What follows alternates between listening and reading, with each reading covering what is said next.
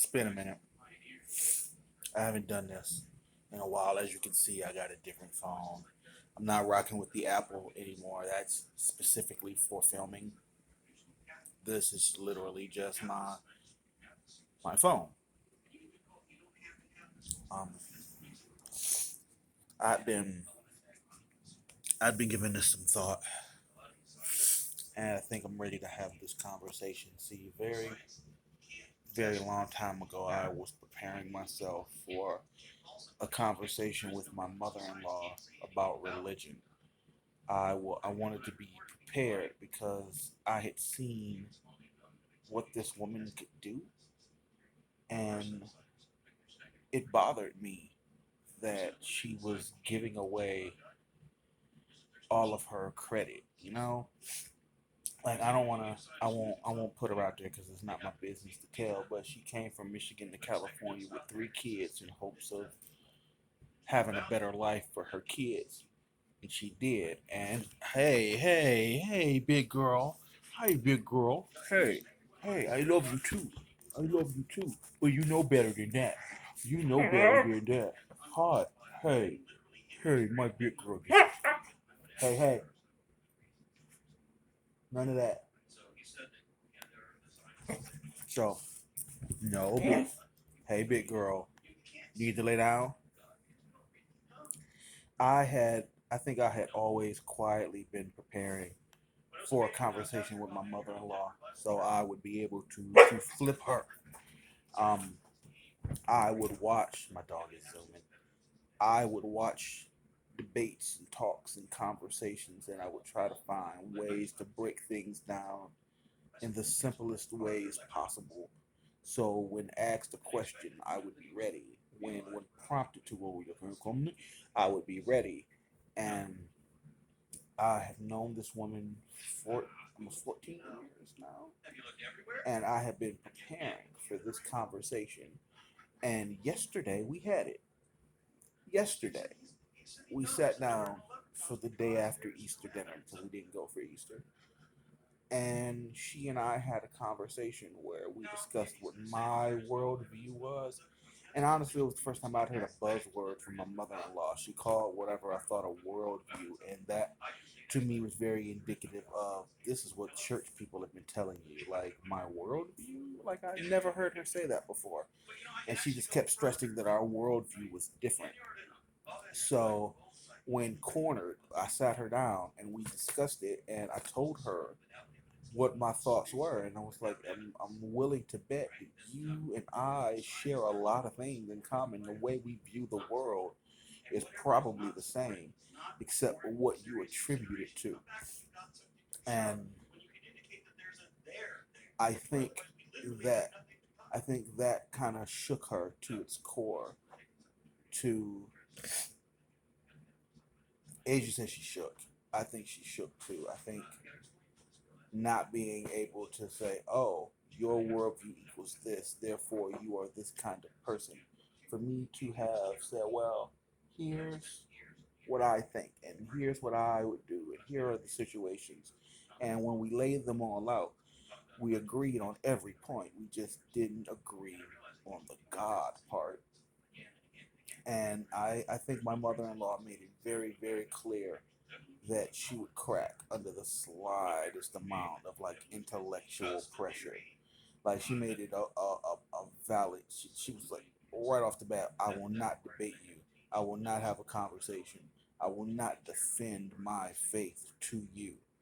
And once I realized that her only defense was faith, and as soon as she said it, I was like, "Well, is faith a reliable pathway of truth?" I knew exactly where to go. All I had to do was undercut faith. All I had to do was go, "Oh, well, you have a faith-based position, and that's your worldview. Fine. Can you name a position that you couldn't come to on faith?" And she'd have been like, "Oh, of course not." I'd have been like, "Can you think that black people are better than white people on faith?" And she was like, "No." I was like, "No, I'm going to take it on faith. I have nothing to substantiate it other than my faith. Is faith a reliable pathway to truth?" Like, but I didn't do that. I didn't do any of those things because it was, I think what happens is what happens is that I personally lose trains of thought because I smoke so much marijuana. Uh, I I fear I may have overestimated my mother-in-law. Pig sidebar. Like when it was time for me to go retrieve my son in 2009, and his biological mother tried to accuse me of kidnapping. I wasn't really interested. I just went down there and picked up my kid and got back, and it was like, you can come at me through court if you want, because the truth is on my side, so I don't care. But it didn't stop me from taking every precaution just in case that Janelle had been a criminal mastermind and wanted to take my kid in the middle of the night. And I think that's what I've been doing here as well. I overestimated my mother-in-law, and I don't want to make this sound like a slight at all because it's not. But I overestimated her. I was of the impression that I would need to be able to connect every dot. I would need to dot every I, cross every T. My P's and Q's and the other letters in the alphabet would all have to be in place, and I would be ready. If she asked a question, I would be, boom, here you go. But in having the conversation with her, it remained very clear, like, you are a basic elementary Christian who believes in belief, has faith in faith, and that's enough for you. And it's just not for me, you know?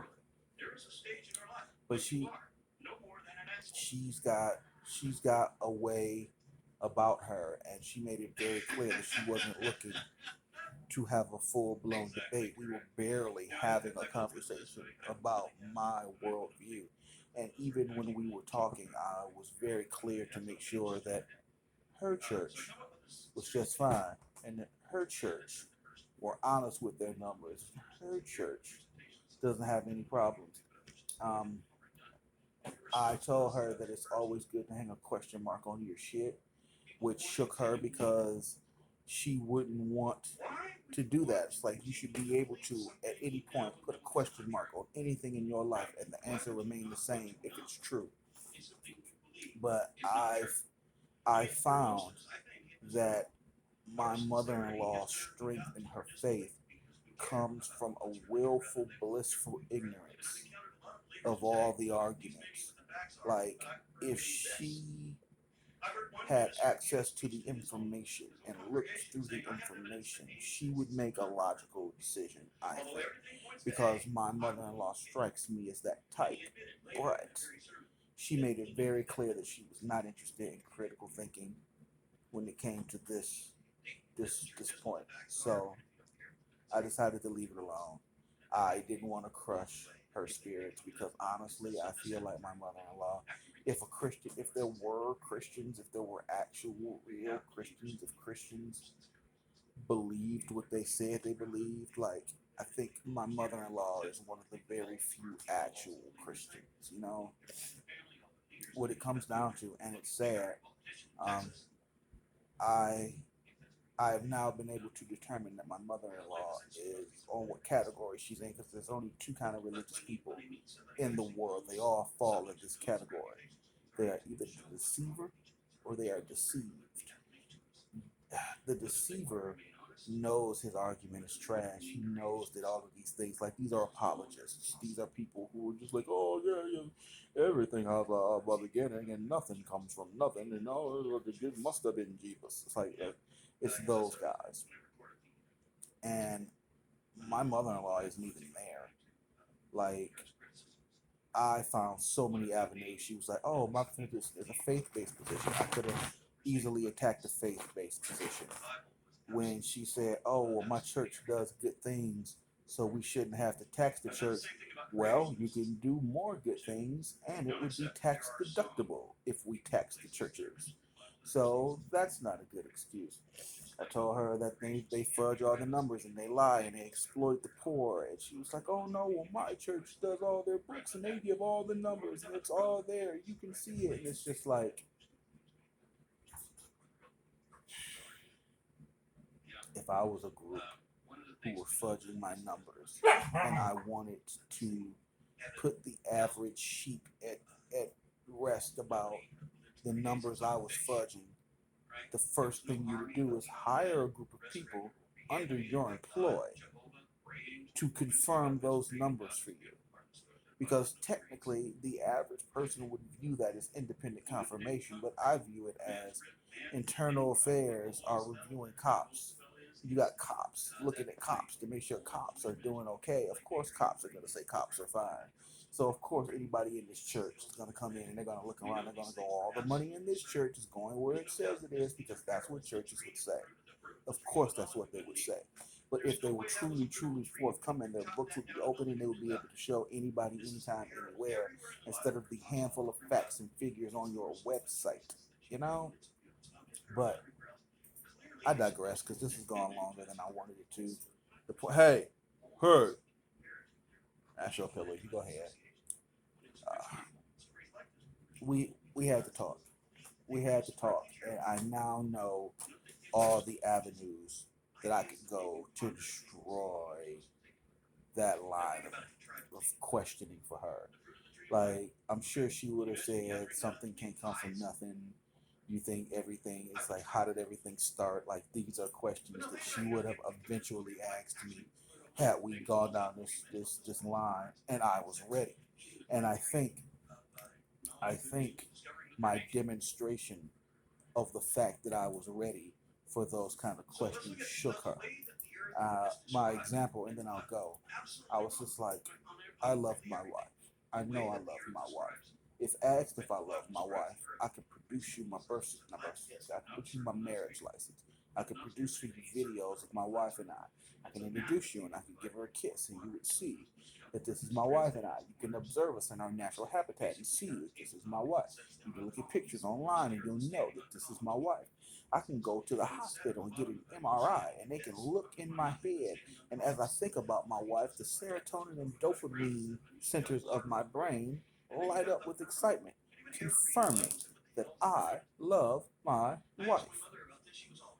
And that, when I said that, I didn't even think because it's such a bullshit, shitty, stupid, dumb. Why would you even think this argument that I didn't think to avoid it? Because wow, I smoke a lot of weed. What were we just talking about? Was my mother-in-law and all the avenues that I can destroy her. Something can't come from nothing. I can answer all of those. I think it bothered her that I had ready-made answers for what would have been her quick, classic objections if she had chose to, and she just stopped. And honestly, that's a problem for me, but I don't care. Like, it's not me, so I'm not. But it just, to me, if there was something that existed that would punch a hole in everything I thought about my life, I feel like I would want to see what that was. Because if my life can be punched and a hole left in my life with the truth, then that's kind of my fault. You know, like, I will state publicly that I am guilty of a great many things, and if my past will ever catch up to me, and some of the things that I have had to do were to catch up to me, then there'd be nobody I could blame but me. I would say I had a hell of a run with my shit. So, but I'll never take this from this woman. Now that I know where she stands, now honestly, and it sounds terrible, and but if we're being honest with ourselves, this is probably true. I know I can take her. I know intellectually, like she can't fuck with me on this topic. Like, I was very clear to be to stress to her that I know my Bible, like inside and out. I've read that motherfucker, so I know what I'm talking about. So you can't get me on Bible literacy. You can't get me on the quotes because I'm quoting the book. There was nothing you could possibly say other than, "Damn, Patrick is really fucking nailing me." Shit, I guess. Hmm.